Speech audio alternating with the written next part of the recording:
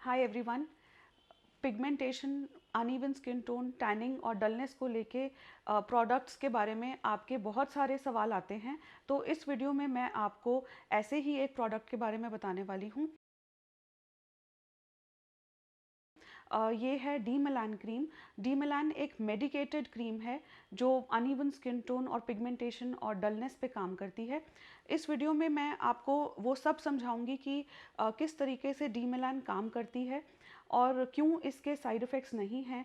और इस वीडियो को बनाने का पर्पस ये है कि मैं चाहती हूँ कि आप सही प्रोडक्ट इस्तेमाल करें और वो ओवर द काउंटर मेडिकेशंस जो अवेलेबल हैं, जिनमें अधिकतर मेडिकेशंस में स्टेरॉइड्स होते हैं या हाइड्रोक्विनोन होता है और जो लगा के आपकी स्किन सेंसिटिव हो सकती है, आपको एलर्जीज़ हो सकती हैं और जिन्हें लंबे समय तक लगाना सेफ़ नहीं है। इनसे स्किन ड्राई हो सकती है और आपकी स्किन पतली हो सकती है, आपको इनसे फेशियल हेयर हो सकते हैं। तो बजाय कि आप ओटीसी मेडिकेशंस का इस्तेमाल करें जिनमें बहुत सारे साइड इफ़ेक्ट्स होंगे जिनके बारे में आपको पता नहीं होगा, तो मैं चाहती हूँ कि आप सही प्रोडक्ट का इस्तेमाल करें और उसे किस तरीके से आप इस्तेमाल करें ताकि आपको मैक्सिमम बेनिफिट मिल सके, वो मैं आपको इस वीडियो में बताने वाली हूँ। तो सबसे पहले बात करते हैं डीमेलान क्रीम के इंग्रेडिएंट्स के बारे में। इसमें 10% ग्लाइकोलिक एसिड है, 2% कोजिक एसिड और 5% आर्ब्यूटिन है। ग्लाइकोलिक एसिड एक बहुत अच्छा एक्सफोलिएटिंग एजेंट है। ग्लाइकोलिक एसिड शुगर से बनता है, ये अल्फा हाइड्रोक्सी एसिड है। ये बहुत सेफ़ है स्किन के लिए और अगर सही तरीके से इस्तेमाल किया जाए तो आपको इसके साइड इफ़ेक्ट्स नहीं होंगे। तो ग्लाइकोलिक एसिड हमारे डेड स्किन सेल्स को एक्सफोलिएट करता है और एक्सफोलिएशन की वजह से आपके पिगमेंटेड, डल, डैमेज स्किन हटेगी और नीचे से फ्रेश रिजुविनेटेड स्किन आपको नज़र आएगी। ये जो फ्रेश स्किन होगी ये ज़्यादा सॉफ्ट होगी और इस स्किन में पिगमेंटेशन नहीं होगी, तो जिसकी वजह से ग्लाइकोलिक एसिड लगाने से आपको चेहरे पे ग्लो नज़र आएगा। ग्लाइकोलिक एसिड कोलेजन प्रोडक्शन भी करती है, तो इसे लगाने से आपको धीरे धीरे अपनी स्किन के टेक्सचर में भी इम्प्रूवमेंट नज़र आएगी। सो नेक्स्ट इंग्रेडिएंट है kojic acid. Kojic acid fungus से बनता है या राइस की फर्मेंटेशन से बनता है और ये बहुत अच्छा इंग्रेडिएंट है पिगमेंटेशन, डलनेस के लिए, लेकिन अकेले ये उतना अच्छा इफेक्ट नहीं दिखाता। तो ग्लाइकोलिक एसिड के साथ कोजिक एसिड का रिज़ल्ट बहुत अच्छा हो जाता है। कोजिक एसिड की एक और ख़ास बात है वो ये कि पिगमेंटेशन कम करने के अलावा इसके अंदर एंटी इन्फ्लेमेटरी प्रॉपर्टीज़ भी हैं, सन प्रोटेक्शन प्रॉपर्टीज़ भी हैं। तो ये ओवरऑल एक बहुत अच्छा इंग्रेडिएंट है डलनेस के लिए और अनइवन स्किन टोन के लिए। और थर्ड इंग्रेडिएंट है आर्ब्यूटिन। आर्ब्यूटिन बियरबेरी प्लांट से बनता है और ये हाइड्रोक्विनोन का बहुत अच्छा ऑल्टरनेटिव है। जैसे कि मैंने पहले भी बताया है कि हाइड्रोक्विनोन के साइड इफ़ेक्ट्स होते हैं तो लंबे समय तक हम उसे नहीं लगा सकते। आर्ब्यूटिन क्योंकि प्लांट एक्सट्रैक्ट है तो ये सेफ़ है और आर्ब्यूटिन काम करता है टायरोसिनेज एंजाइम पर। ये वो एंजाइम है जो मेलानिन पिगमेंट बनाता है। तो जब आर्ब्यूटिन क्योंकि टायरोसिनेज एंजाइम को ब्लॉक कर देता है तो ये धीरे धीरे मेलानिन की प्रोडक्शन को कम करता है और इसी वजह से आर्ब्यूटिन इस्तेमाल करने पर आपको पैचीनेस और डलनेस कम लगेगी। तो डीमेलान के इंग्रेडिएंट्स तो मैंने आपको समझा दिए। अब मैं आपको बताती हूँ कि इस क्रीम को आप कैसे सही तरीके से इस्तेमाल करें जिससे आपको जल्दी रिजल्ट्स मिले और आपको साइड इफ़ेक्ट्स ना हों। और उससे पहले मैं रिक्वेस्ट करती हूँ कि अगर आपको ये वीडियो इन्फॉर्मेटिव लग रही है तो प्लीज़ इसे लाइक कीजिए और हमारे चैनल को सब्सक्राइब कीजिए जिसका नाम है दादू मेडिकल सेंटर। तो डीमेलान क्रीम लगाने के लिए जैसे मैं सब पेशेंट्स को बताती हूँ, आप बिल्कुल आधा या एक मटर के दाना जितना क्रीम लीजिए और उसे अपनी स्किन टाइप के हिसाब से सही मॉइस्चराइज़र में मिक्स कीजिए और फिर मिक्स करके आप इसे फुल फेस पे रात को लगाइए। याद रखिए कि ग्लाइकोलिक एसिड जैसे एक्सफोलिएटिंग क्रीम्स आप दिन में ना लगाएं और रात को लगा के इसे अपने फेस पे एब्जॉर्ब करके फिर आप इसे ओवरनाइट छोड़ सकते हैं। लगाते समय ये ध्यान रखें, जैसा कि मैंने आपको पिछली अडेप्लिन की वीडियो में भी बताया था, कि आप इसे अंडर आई एरिया में, नोज़ के पास और माउथ के एंगल्स में, कॉर्नर्स में ना लगाएं, क्योंकि ये सेंसिटिव एरियाज़ होते हैं जहाँ पर कोई भी स्ट्रॉन्ग क्रीम लगाने से आपको एलर्जी, इरिटेशन हो सकती है। और जब आप इस क्रीम को इस्तेमाल कर रहे हैं तो कुछ बातों का आपको ध्यान रखना है। इसमें सबसे पहली चीज़ तो ये कि आप मॉइस्चराइज़र में डाइल्यूट करके लगाएं, या फिर आप मॉइस्चराइज़र पहले लगा के उसके बाद आप ये क्रीम अपने फेस पे लगाएं। दूसरी चीज़ ये कि सुबह सनस्क्रीन लगाना बहुत ज़रूरी है, और ऐसा बिल्कुल ना सोचें कि अगर आप इंडोर्स हैं, आप घर से बाहर नहीं निकल रहे, तो आपको सनस्क्रीन लगाने की ज़रूरत नहीं है।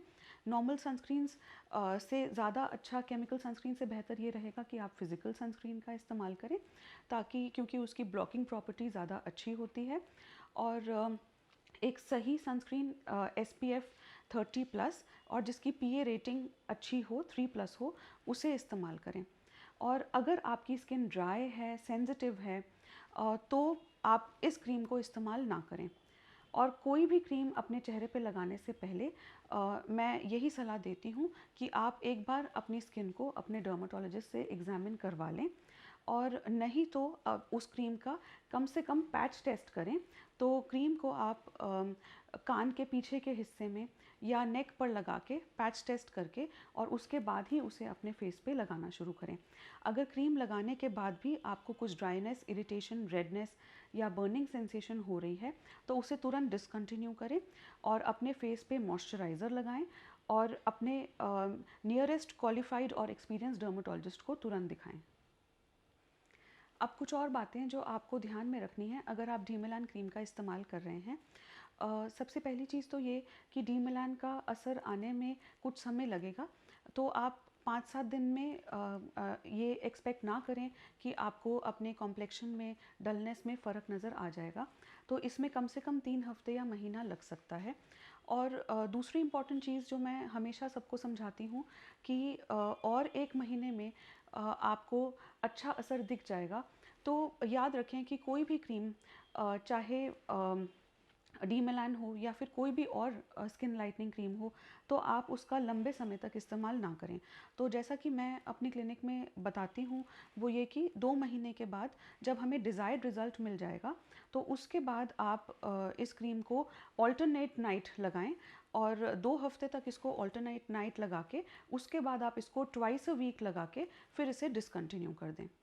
और एक और इम्पॉर्टेंट बात, जब भी आप कोई पिंपल की क्रीम या ऐसी स्किन लाइटनिंग क्रीम लगा रहे हैं जिसमें ग्लाइकोलिक एसिड जैसे इंग्रेडिएंट्स हैं, या अडेप्लिन जैसे इंग्रेडिएंट्स हैं, तो ये मॉलिक्यूल्स आपकी स्किन को ड्राई करते हैं, डेड सेल्स को एक्सफोलिएट करते हैं, और उसी तरीके से ये काम करते हैं स्किन पे।